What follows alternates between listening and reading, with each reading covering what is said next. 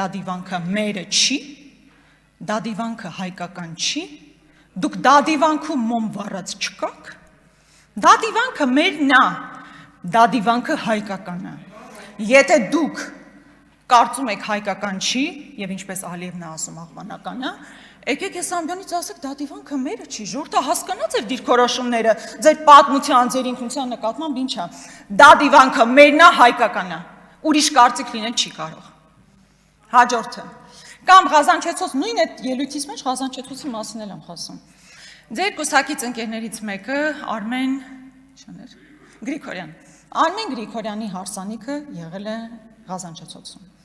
Հայկական եկեղեցի Տիկին Ղազան երևի ներկա եք եղել, որ ասում եք հրաշալի հարսանիք, այդ հրաշալի հարսանիքը եղել է հայկական Սուրբ Ղազանչեցոցում։ Մերը չի, հայկական չի, սա տարածքային պահանջ է Ադրբեջանի նկատմամբ,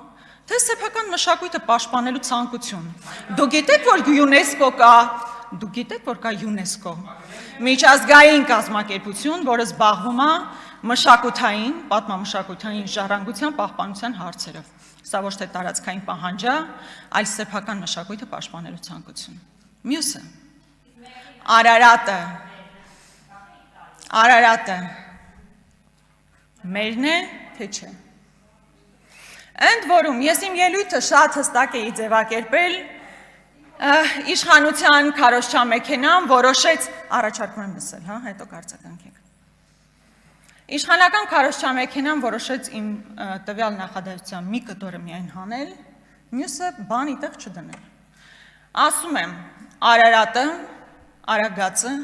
Խուստուփը, իշխանասարը մերն են, ու շարունակություն կա, ու շադիր շարունակություն կա, մեր ինքնության տարբեր գագաթներն են։ Արարատը մեր ինքնության մաս չի, թե էլ է կայսերական ինքնության ձևավորման կտոր, ես չեմ կարծում։ Արարատը իմ ինքնության մի մասն է, եթե ձեր ինքնության մասը չի, եկեք այստեղ կանգնեք ու ասեք, Արարատի հետ մենք կապ չունենք, մենք պետք է ուրեմն փոխենք Արարատ քաղաքի անունը, Արարատի մարզի անունը։ Ի վերջո արտաքին գործերի նախարարն է Արարատ անելով, ինչ է ինքը քայլող սադրանք, գրողը տանի։